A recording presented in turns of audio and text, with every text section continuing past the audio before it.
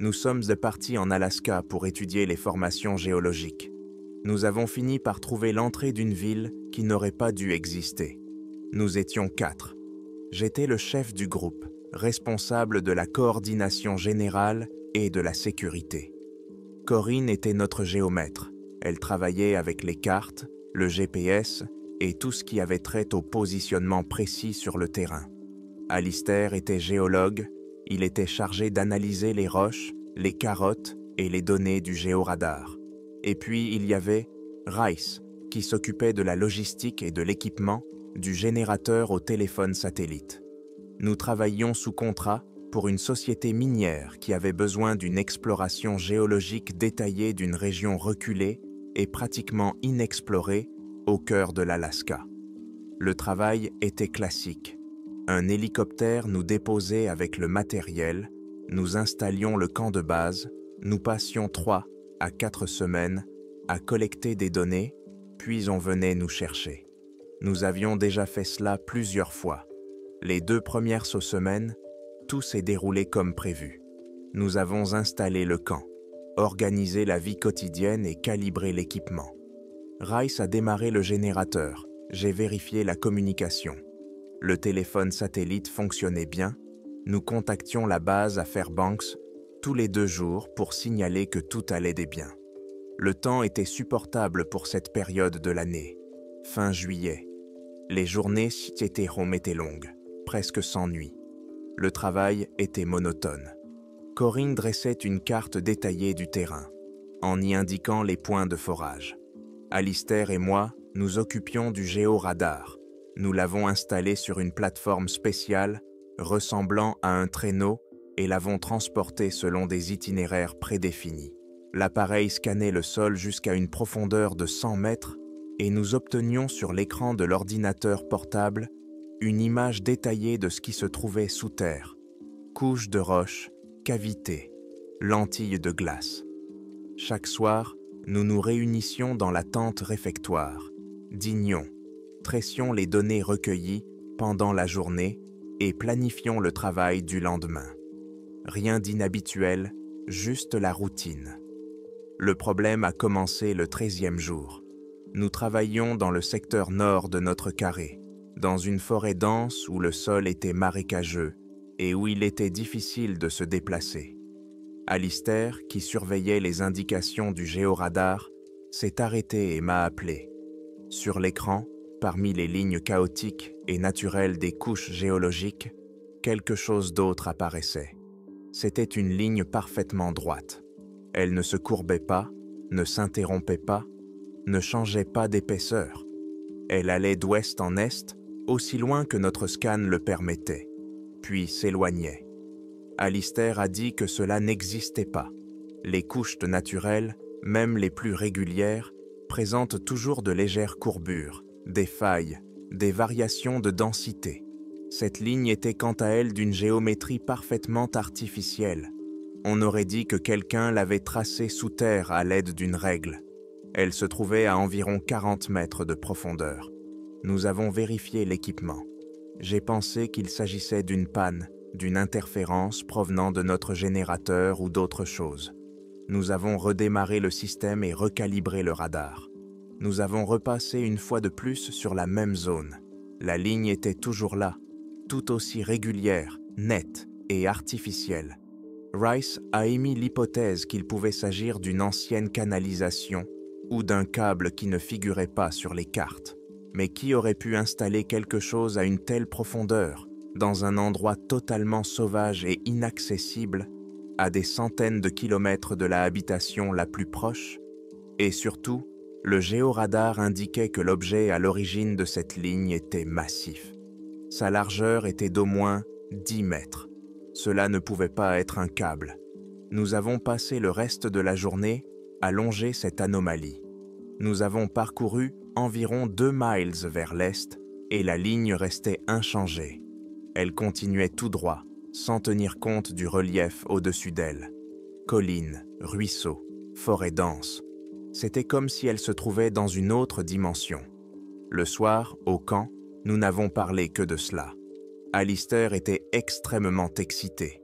Il passait en revue toutes les explications géologiques de possibles et les rejetait toutes.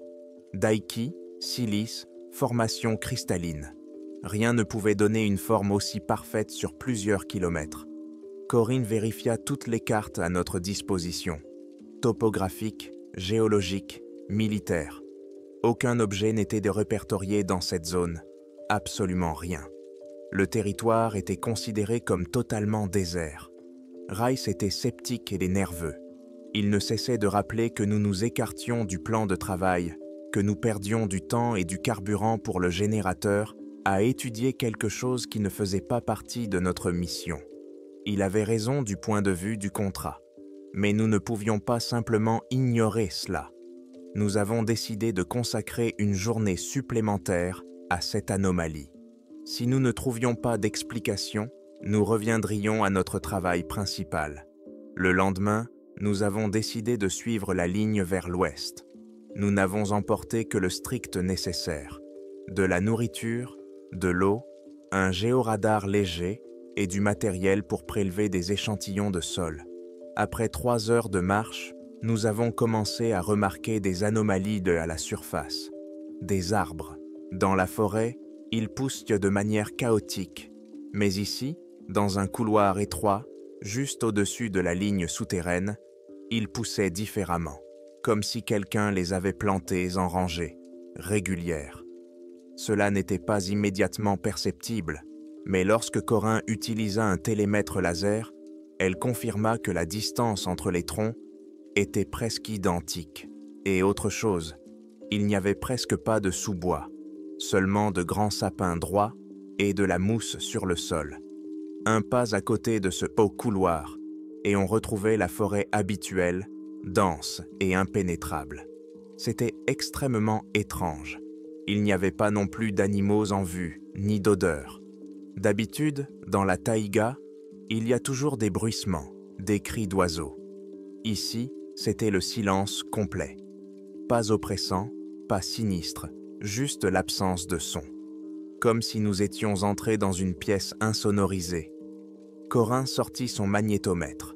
L'appareil indiquait que juste au-dessus de la ligne, le champ magnétique terrestre était légèrement plus faible. De façon insignifiante, de quelques fractions de pourcent, mais de manière constante tout au long de notre chemin. Cela ne ressemblait pas à une anomalie magnétique naturelle qui a généralement un centre et s'affaiblit progressivement vers les bords. Ici, c'était comme si quelque chose sous terre blindait le champ, créant une frontière nette. À la mi-journée, nous avions parcouru environ 5 miles vers l'ouest. La ligne continuait. Nous étions épuisés et abattus. L'incertitude pesait plus lourd que la fatigue physique. Il était devenu évident que nous étions confrontés à quelque chose qui dépassait le cadre de notre expérience et de nos connaissances. Ce n'était pas un phénomène géologique, c'était quelque chose d'artificiel, énorme, ancien et totalement inconnu. À un moment donné, Alistair s'est arrêté et a dit que nous devions forer, ici même. Il a dit que nous ne pouvions pas partir sans savoir ce que c'était. Rhys a commencé à protester. Notre foreuse portable était conçue pour prélever des carottes à faible profondeur, jusqu'à 20 mètres, pas plus. Elle consommait beaucoup de carburant. La transporter jusqu'ici, au cœur de la forêt, aurait été un travail énorme. Cela signifiait abandonner définitivement notre mission principale et risquer de ne pas avoir assez de ressources pour le retour si l'hélicoptère était retardé. J'étais le chef et la décision m'appartenait. D'un côté, il y avait le contrat, les obligations et le bon sens. De l'autre, une découverte qui n'arrive peut-être qu'une fois dans l'histoire de l'humanité. J'ai regardé Alistair, ses yeux brillants. J'ai regardé Corinne. Elle ne disait rien, mais son visage trahissait à la fois sa peur et sa curiosité. J'ai pris ma décision. Nous allions forer. Les 2 jours suivants ont été un véritable enfer.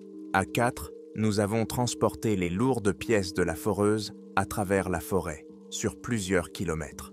Nous maudissions tout, les moustiques, le marécage, le poids du matériel.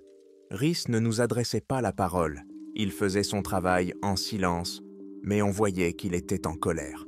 Finalement, nous avons installé la foreuse juste au-dessus de la ligne, dans ce galop couloir formé par les arbres alignés.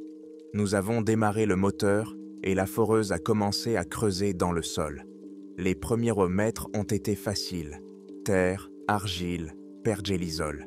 Puis, nous sommes tombés sur de la roche. La foreuse avançait plus lentement, dans un grincement désagréable. Nous nous relayions toutes les demi-heures, surveillant la température du moteur et ajoutant de l'eau pour le refroidir. À une profondeur de 19 mètres et demi, presque à la limite des capacités de notre installation, le trépan s'est heurté à quelque chose. Le moteur a rugi, mais le forêt n'avançait plus. Nous avons essayé d'augmenter la vitesse, mais le dispositif de protection contre les surcharges s'est déclenché. Nous avons arrêté le moteur. Alistair était convaincu que nous avions atteint notre objectif. Nous avons commencé à remonter la tige de forage. Le dernier carottage que nous avons extrait mesurait environ 1 mètre de long. Sa partie supérieure était en granit ordinaire, mais les 10 cm inférieurs étaient matériaux différents. La coupe était parfaitement nette. Le matériau était dit noir, sans la moindre rayure ni impureté. Il était mat et ne reflétait pas la lumière. Je l'ai touché. Il était froid. Pas simplement froid comme une pierre sortie de terre, mais d'un froid brûlant, anormal, qui semblait aspirer la chaleur de mes doigts. Nous avons examiné la couronne de forage. Ses dents en carbure, capables de ronger le granit, étaient donc ébréchées et fondues. Elle n'avait même pas réussi à égratigner cette surface noire. Nous nous tenions autour de ce morceau de roche à la base noire et nous restions silencieux. Nous avions désormais une preuve. Sous nos pieds, à 40 mètres de profondeur, se trouvait un objet fait d'un matériau inconnu, incroyablement résistant et froid. Rhys s'approcha, regarda le carottage, puis nous regarda. Il n'y avait plus de colère dans ses yeux, seulement de la peur. Il prononça une seule phrase : « Que faisons-nous maintenant ?» Personne n'avait de réponse. Ce soir-là, pour la première fois, nous n'avons pas contacté la base. Nous ne savions tout simplement pas quoi leur dire. Nous sommes retournés au camp avec ce noyau. Nous l'avons posé sur une caisse à outils. Il est resté là, un morceau de pierre grise avec une base noire parfaitement lisse qui restait froide même sous les rayons directs du soleil de minuit. Personne ne l'a plus touché. L'atmosphère du camp a radicalement changé. La routine du travail a disparu, ainsi que la fatigue due à la monotonie. Quelque chose d'autre est apparu. Une tension dense et lourde, mélange de peur, d'excitation et de désorientation totale. Nous étions assis dans la tente réfectoire et nous ne parlions pas. Le dîner refroidissait. Rhys rompit le silence. Il répéta sa question, mais cette fois-ci, elle ne semblait plus perdue, mais exigeante. Que faisons-nous maintenant ? Il était ingénieur, un homme de système et de protocole. Pour lui, la situation était claire. Nous étions confrontés à quelque chose d'inconnu, qui dépassait notre compétence et nos mesures de sécurité. Par conséquent, nous devions immédiatement contacter la base, signaler notre découverte dans les grandes lignes, démonter le camp et attendre les secours. Il insistait sur le fait que c'était la seule solution correcte, professionnelle et sûre. Toute autre action, selon lui, serait une initiative personnelle qui pourrait nous coûter la vie. Il parlait logiquement. Chacun de ses mots était juste. Mais Alistair était catégoriquement contre. Il s'est levé d'un bond et a commencé à faire les 100 pas dans la tente en gesticulant. Il parlait vite, de manière confuse, mais avec passion. « Si nous signalons notre découverte maintenant, disait-il, on nous prendra tout. Ce n'est pas notre entreprise qui viendra, mais l'armée. Cette zone sera fermée pendant des décennies. On nous interrogera, on nous fera signer 1000 documents de confidentialité et on nous renverra chez nous. Et ce que nous avons trouvé sera caché, classé secret. Et personne ne saura jamais la vérité. » Il était convaincu qu'en tant que scientifique, en tant que pionnier, nous avions non seulement le droit, mais aussi le devoir d'étudier cela nous-mêmes. Au moins, mener une première exploration, recueillir un maximum d'informations pour comprendre à quoi nous avons affaire. Il disait que c'était notre devoir envers la science, envers l'histoire. Nous ne pouvons pas simplement trouver ça et le remettre à des bureaucrates en costume qui le mettront dans un tiroir marqué « secret », répétait-il. Ces arguments avaient aussi leur logique, même s'ils étaient mêlés d'émotion et d'ambition. Corinne restait silencieuse, serrant sa tasse de thé refroidie entre ses mains. Je lui ai demandé son avis. Elle a parlé lentement, pesant chaque mot. Elle partageait les craintes de Rhys concernant la sécurité. Mais, comme Alistair, elle comprenait l'ampleur de la découverte. Elle proposa un compromis. Ne pas descendre, ne pas essayer de pénétrer à l'intérieur, mais ne pas partir immédiatement. Elle suggéra de passer encore quelques jours à étudier les lieux à distance, utiliser un géoradar, un magnétomètre, des capteurs sismiques pour essayer de déterminer la taille et la forme de la structure, dresser une carte en 3 dimensions, dans la mesure du possible avec notre équipement, recueillir un maximum d'informations sans nous exposer à un risque direct. Ensuite, avec des données plus complètes, nous pourrions prendre une décision éclairée. Au final, tout revenait à moi. J'étais le seul à pouvoir donner l'ordre. J'écoutais Rhys et je comprenais qu'il avait tout à fait raison, du point de vue de la sécurité et des consignes officielles. J'écoutais Alistair et je comprenais qu'une telle chance ne se présentait qu'une fois dans une vie et que la laisser passer reviendrait à trahir tout ce pourquoi j'avais choisi ce métier. La proposition de Corinne semblait la plus raisonnable. Elle nous donnait la possibilité d'en savoir plus sans franchir la ligne de la témérité. J'ai pris ma décision. Nous restons. Je nous ai donné 72 heures, 3 jours pour rassembler toutes les informations possibles sur la structure. Après cela, quels que soient les résultats, nous contacterons la base et ferons rapport sur la situation. Rhys était furieux. Il a dit que je prenais une énorme responsabilité, que c'était une violation du contrat et de toutes les règles imaginables. Il a déclaré qu'il se dégageait de toute responsabilité quant à l'état du matériel si nous l'utilisions à d'autres fins que celles prévues. J'ai dit que j'acceptais. Alistair et Corinne, au contraire, se sont visiblement animés. La tension est tombée, laissant place à une activité fébrile. Nous nous sommes à nouveau sentis comme des explorateurs, et non plus comme des enfants effrayés. Le nouveau plan consistait à cartographier la structure. Nous ne recherchions plus d'anomalies géologiques aléatoires. Nous avions un objectif précis. Nous avons décidé de continuer vers l'ouest, car c'est dans cette direction que nous avions remarqué des anomalies à la surface. Notre théorie était que la ligne que nous avions découverte n'était pas simplement un mur ou un pipeline. Sa géométrie parfaite et son immense longueur suggéraient là qu'il ne s'agissait que de la partie visible d'un ensemble beaucoup plus vaste, peut-être le bord supérieur d'une structure gigantesque. Pendant 1 jour et demi, nous avons tiré le géoradar vers l'ouest, à tour de rôle. Nous avancions lentement, prenant des mesures tous les 100 mètres. Corinne marchait à côté, vérifiant constamment le GPS et reportant la trajectoire de la ligne sur la carte électronique de sa tablette. Les données que nous obtenions étaient stupéfiantes.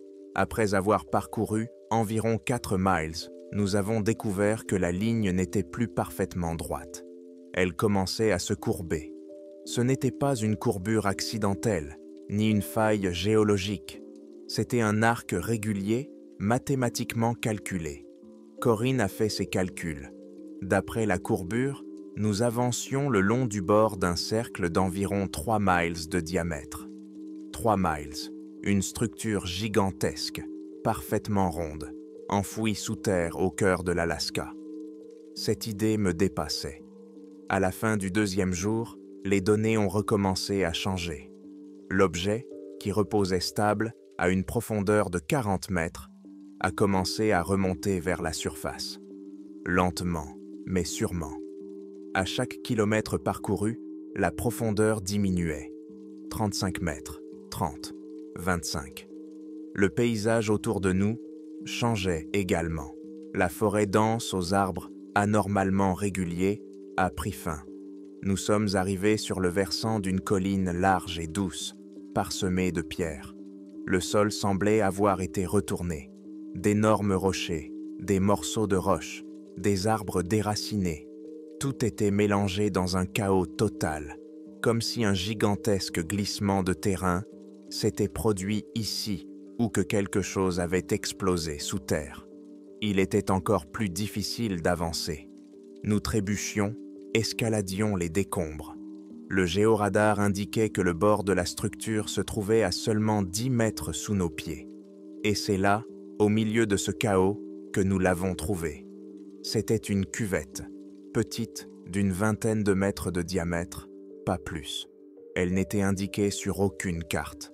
Les parois du cratère étaient friables, faites de terre meuble et de petits cailloux.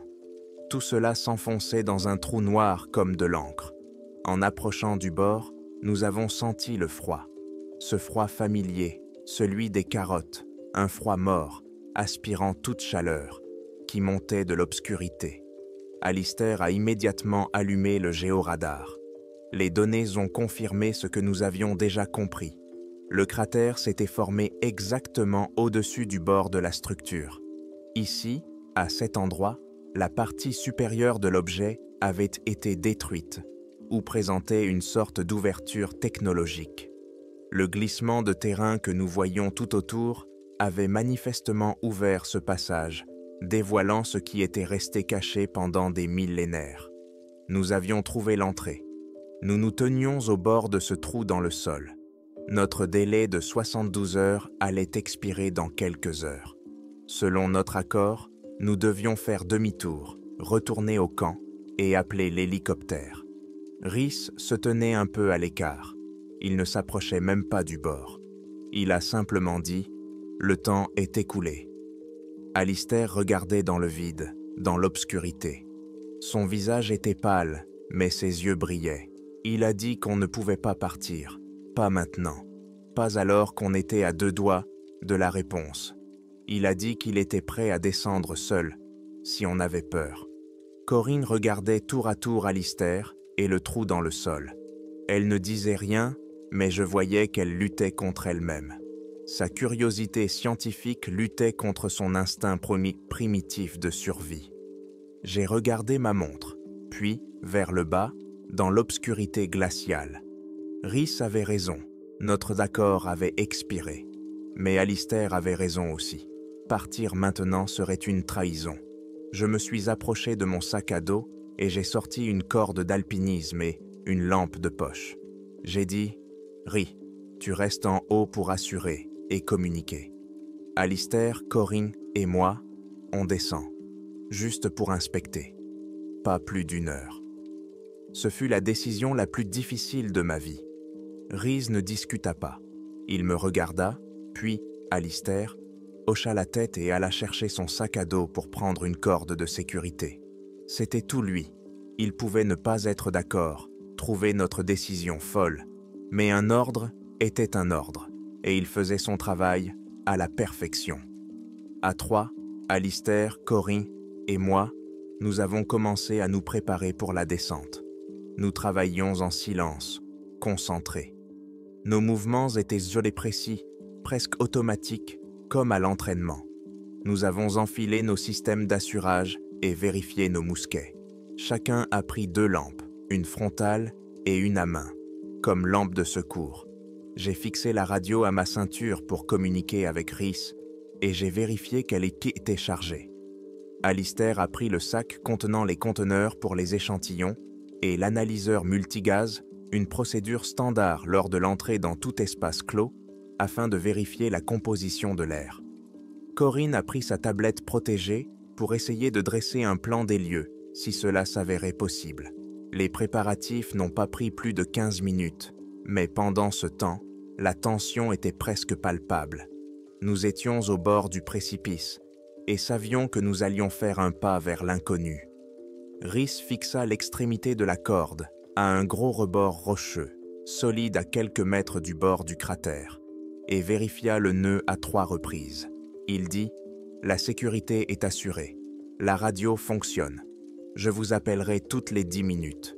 Si je n'ai pas de réponse 2 fois de suite, j'appelle la base. » J'acquiesçai. « Compris. Allons-y. » Je passai le premier. Les premiers bas mètres n'étaient en eau qu'une pente raide de terre meuble et de pierre. Mes pieds glissaient sans cesse et la terre s'effondrait sous mes pieds. Le faisceau de la lampe ne distinguait dans l'obscurité que des nuages de poussière et des pierres projetées par mes chaussures. Le froid devenait de plus en plus intense. S'il était simplement perceptible en haut, ici, il nous transperçait jusqu'aux os malgré nos vêtements chauds. Notre souffle formait une vapeur épaisse. J'avais descendu environ 20 mètres lorsque mes bottes touchèrent contre quelque chose de dur et de plat. Je braquai ma lampe vers le bas. C'était lui. Un matériau noir, mat, parfaitement lisse. Les éboulis de terre et de pierre s'arrêtaient ici, formant une colline en pente douce au pied de la brèche dans la structure. Je me tenais à la surface de ce que nous avions cherché si longtemps. J'ai fixé la corde et fait signe aux autres. Quelques minutes plus tard, Alistair et Corinne étaient à mes côtés. Nous nous tenions sur cette surface noire devant un trou béant. La brèche était irrégulière, de forme irrégulière, d'environ 3 mètres de haut et 5 de large. Les bords étaient là des tranchants, comme si le matériau n'avait pas été plié ou fissuré, mais brisé comme un morceau de verre. Nous avons contacté Rhys. Il a répondu immédiatement, sa voix était claire dans la radio. Il a dit qu'il voyait la lumière de nos lampes. Nous lui avons dit que nous avions atteint le pied de l'ébouli et que nous nous préparions à entrer. Alistair a allumé le détecteur de gaz. L'appareil a émis un bourdonnement silencieux pendant quelques secondes, puis a bipé. Tous les indicateurs étaient méli-normaux. La composition de l'air était presque identique à celle de l'air extérieur, 21% d'oxygène, 78% d'azote, aucune trace de méthane, d'hydrogène sulfuré ou d'autres substances, juste de l'air pur et très froid. « On peut y aller », a dit Alistair. Nous nous approchâmes de l'ouverture. Aucun bruit ne provenait de l'intérieur. Seul régnait un silence et un froid absolu, primitif. Je fis un pas à l'intérieur. Alistair me suivit, puis Corinne. Nous nous retrouvâmes à l'intérieur. La sensation était indescriptible. Nous ne nous trouvions ni dans une pièce, ni dans un bâtiment. Nous nous tenions dans une immense cavité vide. Les murs, le sol et le plafond étaient faits du même matériau noir monolithique. Il était si mat qu'il absorbait la lumière de nos lampes. Les rayons ne se reflétaient pas. Ils disparaissaient simplement dans cette noirceur, et il était donc impossible d'évaluer les dimensions de l'espace. Le plafond était quelque part au-dessus de nous, mais où exactement? Impossible à dire. Les murs se perdaient également dans l'obscurité. Le sol était parfaitement plat et horizontal, pas de joints, pas de raccords, pas de fissures, un tout homogène. Une fine couche de poussière grise, semblable à de la cendre, recouvrait le sol. Nos chaussures laissaient des traces nettes dessus. Nous avons avancé lentement et prudemment. Nos pas dans la poussière étaient le seul bruit dans cet espace mort. Nous marchions côte à côte, en essayant de ne pas nous éloigner les uns des autres, nos 3 faisceaux lumineux formant une petite tache dans l'obscurité infinie qui nous entourait. Corinne regarda sa tablette. Comme prévu, le GPS ne fonctionnait pas. Mais il y avait autre chose d'étrange. Son navigateur inertiel, qui suit les mouvements à l'aide de gyroscopes et d'accéléromètres internes et ne dépend pas des satellites, était également en panne. Il indiquait que nous étions immobiles, alors que nous avions déjà parcouru au moins 50 mètres. C'était comme si l'espace même à l'intérieur de cette structure déformait ou absorbait non seulement la lumière, mais aussi l'inertie. Ou alors, nos appareils étions mais tout simplement incapables de fonctionner dans ces conditions. Le froid s'intensifiait. Ce n'était plus seulement une sensation de basse température. On aurait dit que les murs eux-mêmes nous aspiraient comme notre chaleur. Je sentais mes doigts gelés dans mes gants, mon visage se glaçait. Nous étions habillés pour des conditions arctiques, mais nous n'avions jamais connu un tel froid. Nous avons parcouru encore une centaine de mètres. L'espace restait inchangé. Toujours cette cavité noire infinie. Aucune porte, aucune bifurcation, aucun objet. Rien qui puisse indiquer la fonction de cet endroit. Cela ressemblait à l'intérieur d'un mécanisme gigantesque et inconcevable ou à une artère de transport. C'est alors qu'Alistair s'arrêta. Il dirigea le faisceau de sa lampe vers le sol, à angle aigu. « Par ici », nous dit-il. Nous nous approchâmes. Sur la surface noire du sol, à peine visible, étaient boniques tracées des lignes, incroyablement fines, comme des rayures faites à l'aide d'une aiguille, mais parfaitement droites et parallèles les unes aux autres. Elles formaient donc des groupes, comme des rails ou des guides. On ne pouvait les voir que lorsque la lumière les éclairait de côté. Elles n'étaient pas recouvertes de poussière, elles étaient mises parfaitement propres. Nous les avons suivies avec nos doigts gantés. Elles n'avaient aucun relief, elles semblaient imprimées dans la structure même du matériau. Ces lignes partèrent de l'obscurité derrière nous et disparaissaient dans l'obscurité devant nous. Elles étaient le seul élément qui rompait la monotonie de cet endroit. Et elles avaient clairement été faites intentionnellement. Nous n'étions plus simplement dans une pièce vide. Nous nous tenions sur une route qui menait quelque part. Nous sommes restés debout devant ces lignes pendant environ 1 minute, essayant de comprendre ce que nous voyions. 10 minutes s'étaient écoulées depuis notre arrivée. J'ai sorti ma radio pour contacter Rhys, comme nous l'avions convenu. Mais la radio s'est mise en marche toute seule. Il y a eu un craquement dans le haut-parleur, puis la voix paniquée de Rhys. Il criait, ses mots étaient entrecoupés. « Sortez, immédiatement! Vous m'entendez? Sortez de là !» J'ai porté la radio à ma bouche et appuyé sur le bouton. « Rhys, que se passe-t-il » Parle calmement. Sa voix s'est à nouveau fait entendre, hachée, pleine d'horreur. « Une brèche, celle par laquelle vous êtes entré. Elle change. » Je demandai, « Comment ça, change ?» Mais il ne répondit pas. Seul un grand craquement se fit entendre, puis le silence total. La radio se mit à grésiller. La communication était coupée. Au moment où la radio siffla et s'éteignit, le silence à l'intérieur de cette structure changea. Avant, c'était simplement l'absence de son. Maintenant, il était oppressant, lourd, comme une masse d'eau. Nous restâmes tous les trois immobiles, regardant le morceau de plastique inutile dans ma main. Il n'y avait pas de panique. Il n'y avait tout simplement pas de place pour cela. Mon cerveau est dépassé en mode évaluation de la menace et action immédiate. Les mots de Rhys, la brèche, ça change, tournaient dans ma tête. Cela ne laissait aucune place à l'interprétation. Notre seule issue était menacée. Je n'ai pas perdu de temps à répéter l'appel. J'ai simplement dit « On retourne sur nos pas, vite ». Personne n'a protesté.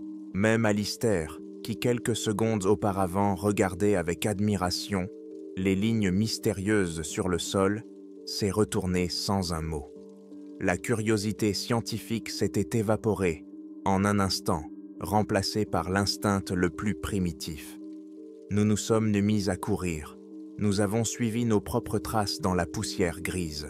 C'était notre seul repère dans cette obscurité qui engloutissait la lumière. Le chemin du retour semblait infiniment plus long. Chaque pas résonnait dans nos oreilles, mais ce n'était en réalité que le battement de notre cœur. Nos muscles commençaient à brûler à cause du froid et de la tension. Je sentais l'humidité se glacer dans mes poumons à chaque inspiration. Nous avons couru pendant environ 1 minute, peut-être 2, quand j'ai compris que quelque chose n'allait pas. Devant nous, là où aurait dû se trouver l'ouverture, il n'y avait pas de lumière. Lorsque nous étions descendus, une faible lumière grise s'échappait du trou. Elle était faible, mais elle était bien là. Elle nous servait de repère, une tache plus claire dans l'obscurité totale. À présent, cette tache avait disparu. Devant nous, il y avait la même obscurité impénétrable que de tous les autres côtés. Je n'ai pas ralenti, mais à l'intérieur, tout s'est brisé. Nous avons couru jusqu'à l'endroit où, selon nos calculs, devait se trouver la sortie, et nous nous sommes retrouvés face à un mur. Un mur lisse, monolithique, froid et noir, le même que partout ailleurs. Il n'y avait ni trou, ni éboulis de pierre et de terre qui jonchaient le sol à ses pieds. Aucune trace d'effraction, ni joint, ni fissure, comme s'il n'avait jamais existé. À trois, nous avons balayé le mur avec nos lampes torches, essayant de trouver le moindre défaut, le moindre indice qui aurait pu indiquer qu'il y avait un passage ici. Rien. J'ai retiré mon gant et posé ma main sur la surface, la même douceur mortelle, aspirant la chaleur. J'ai tapoté avec les jointures de mes doigts, le son était sourd, mort, comme si je tapais sur une couche infiniment épaisse. Nous étions enfermés. La prise de conscience de ce fait m'a envahi lentement, par vagues. La première vague était une terreur animale qui me serrait les entrailles et faisait battre mon cœur dans ma gorge. La deuxième était un désespoir glacial et paralysant. Je pouvais le lire sur les visages d'Alistair et de Corin à la lueur de leurs lampes frontales. Les yeux grands ouverts, la peau pâle, la vapeur s'échappant de leur bouche. Pendant quelques secondes, nous sommes restés là à regarder ce mur aveugle. Puis je me suis forcé à agir. La panique, c'est la mort. J'ai ordonné à tout le monde de vérifier son équipement. C'était un moyen d'occuper mon esprit, de le forcer à fonctionner méthodiquement, à ne pas céder à l'émotion. L'inventaire fut rapide et déprimant. Chacun avait 2 jeux de piles de rechange pour les lampes torches.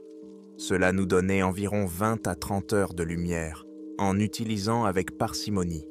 Il n'y avait presque pas de nourriture, une barre énergétique par personne. Nous n'avions pas prévu une longue expédition. Nous avions environ 1 demi-litre d'eau chacun. Cela ne suffirait pas longtemps, d'autant plus que le froid déshydrate l'organisme autant que la chaleur. Le froid était la principale menace. Il ne faiblissait pas, mais semblait même s'intensifier. Sans source de chaleur, nous mourions de froid en moins de 24 heures, peut-être même plus vite. Alistair, adossé contre le mur, glissa lentement sur le sol. Il regardait dans le vide. Je pensais qu'il avait craqué. Mais il prit la parole, et sa voix était étonnamment calme, analytique. Il dit que, selon lui, cette structure n'était pas vivante, pas au sens biologique. Il a émis l'hypothèse que nous avions affaire à une forme de matériau programmable ou à une technologie d'auto-réparation. Notre intrusion, la modification de l'atmosphère, de la pression et de la température à l'endroit de la brèche, tout cela avait pu être perçu par le système comme une défaillance, et il l'avait éliminé. Elazo lançait un protocole de régénération. La brèche était une erreur, une anomalie. Le système s'était simplement ramené à son état initial, à son état d'intégrité. Sa théorie n'était pas réconfortante, mais elle offrait une explication logique.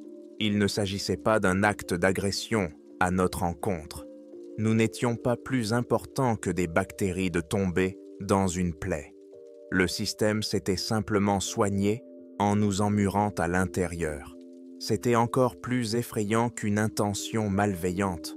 Nous n'étions pas enfermés par la volonté de quelqu'un, mais à la suite d'un processus indifférent et automatique. Il était désormais clair qu'il était inutile d'attendre de l'aide. Rhys donnerait l'alerte, mais que pourrait-il faire? Commencer à creuser la roche et ce mur noir? Cela prendrait des semaines, voire des mois. Nous n'avions pas ce temps. Nous n'avions même pas une journée. Rester assis là, à attendre la mort par hypothermie, n'était pas une option. Il ne nous restait qu'une seule voie, une seule direction dans ce monde clos. les lignes sur le sol, de fines rayures à peine visibles qui s'enfonçaient dans cette noirceur infinie. Nous ne savions pas où elles menaient, vers le centre de cette structure, vers une autre sortie, ou simplement vers nulle part, vers un mur tout aussi aveugle à des kilomètres de là. Mais c'était une chance, la seule. Nous nous sommes levés. Nous avons vérifié une nouvelle fois la fixation des lampes, avons boutonné nos vestes jusqu'au menton. L'expédition scientifique était terminée. La lutte pour la survie commençait. Nous avons tourné le dos au mur qui avait été notre entrée et était devenu notre prison. Nous avons trouvé de fines lignes directrices sur le sol et, éclairant notre chemin avec les 3 faisceaux de nos lampes, nous les avons suivis. Dans un silence total, dans une obscurité absolue, vers l'inconnu, nous marchions. C'était la seule chose que nous pouvions faire.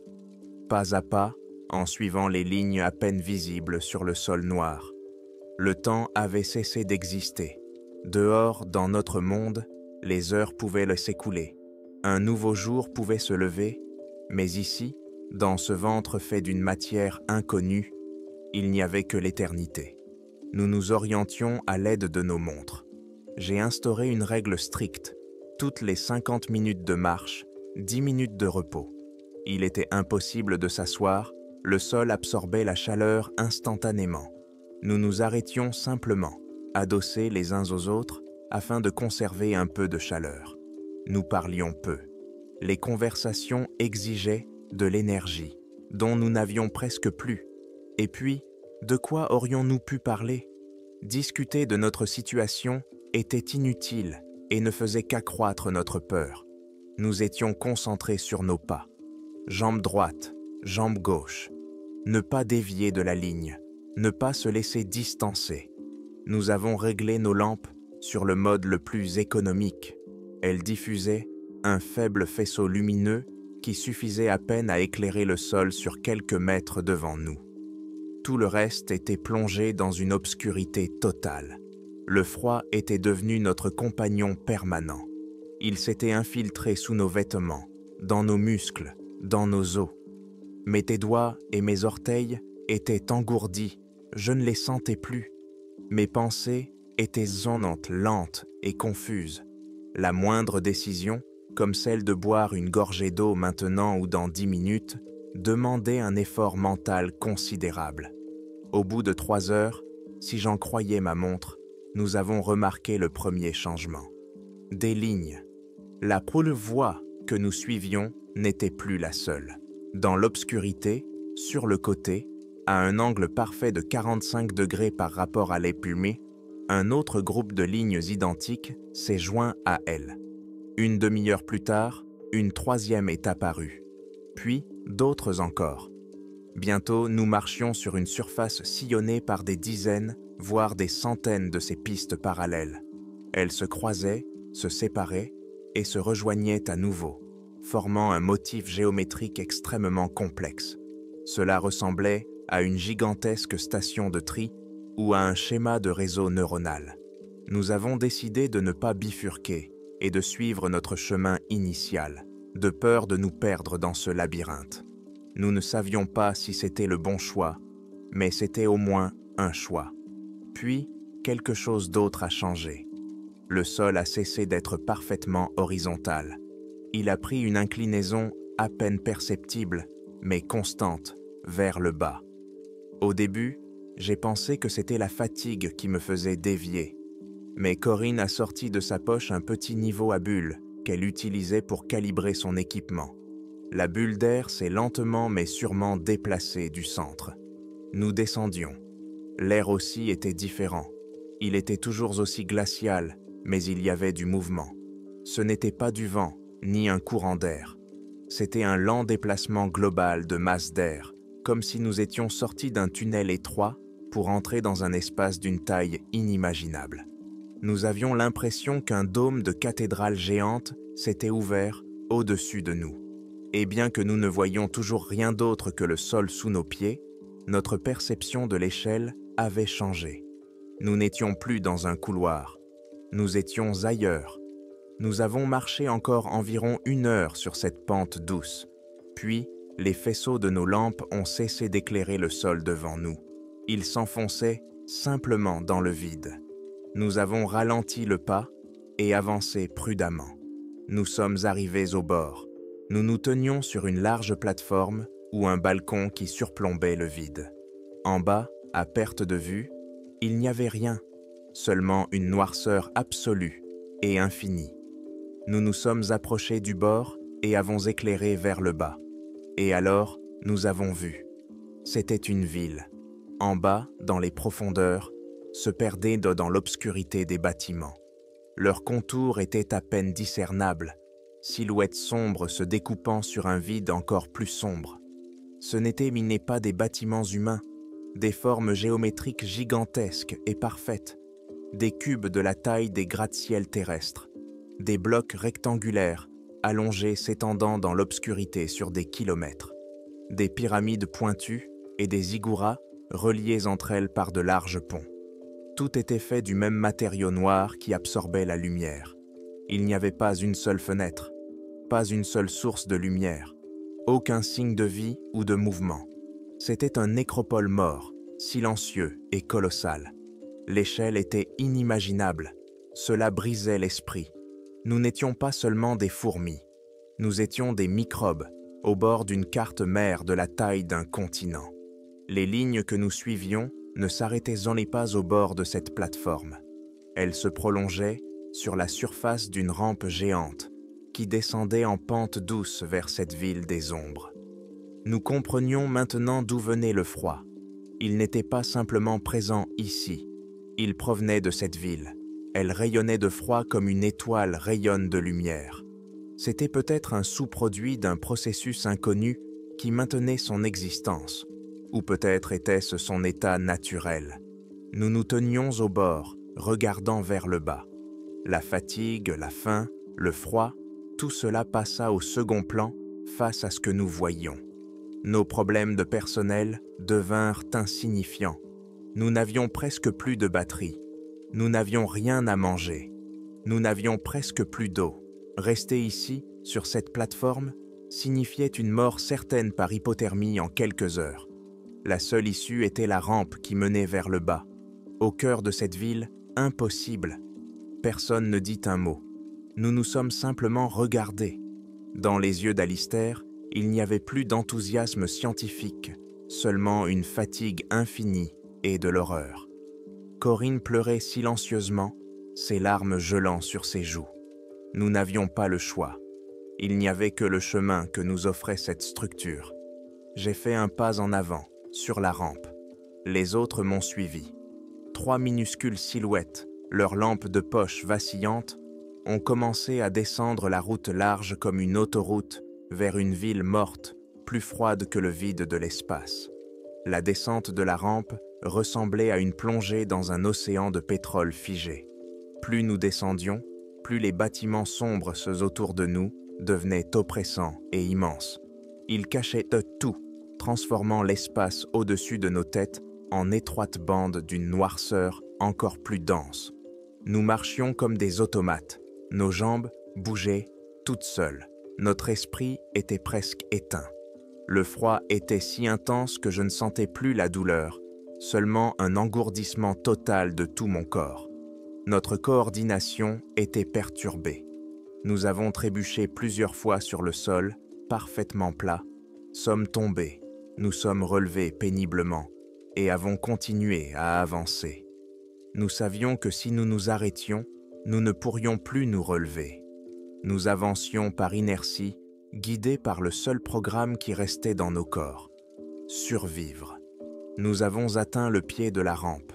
Elle se prolongeait sans transition en une immense place d'où partaient, entre des bâtiments cyclopéens, des chemins formés par les mêmes lignes lumineuses. Où aller?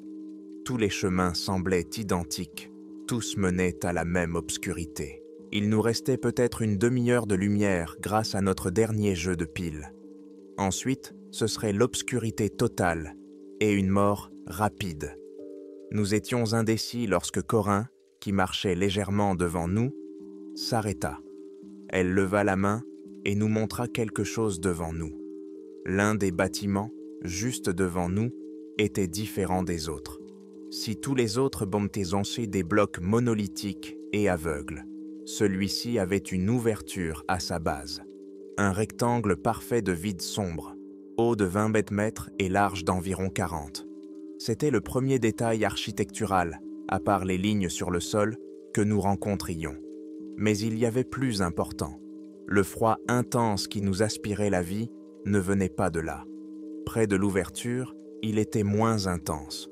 Pas chaud, non, mais simplement très froid, comme dans un congélateur terrestre ordinaire. La différence était à peine perceptible, mais pour nous qui étions en phase terminale d'hypothermie, elle équivalait à un feu de camp. C'était un refuge. Rassemblant nos dernières forces, nous nous sommes dirigés vers cette ouverture rectangulaire. Chaque pas était incroyablement difficile. Lorsque nous avons franchi sa frontière invisible, nous avons senti l'emprise du froid se relâcher légèrement. Nous nous sommes retrouvés dans une autre salle gigantesque, mais elle n'était pas vide. Tout l'espace, du sol au plafond invisible, était occupé par des rangées régulières et infinies de hauts que les piliers noirs. Ils se dressaient d'apprendre comme des arbres dans une forêt, s'enfonçant dans l'obscurité si loin que nos lanternes mourantes ne pouvaient éclairer le fond de la salle. Des lignes sur le sol menaient à la base de chacun de ces piliers. L'air était immobile et froid, mais on pouvait y vivre. Nous ne pouvions pas aller plus loin. Nous nous sommes simplement effondrés sur le sol, au pied du pilier le plus proche de nous, nous blottissant les uns contre les autres pour conserver un peu de chaleur. Nous savions que c'était la fin du voyage. Nos lampes frontales ont commencé à clignoter. La lumière devenait tantôt plus vive, tantôt plus faible. J'étais allongé, la joue appuyée contre la base froide du pilier, et dans la faible lueur de la lampe mourante, j'ai remarqué que sa surface n'était pas lisse. J'ai passé mes doigts engourdis dessus.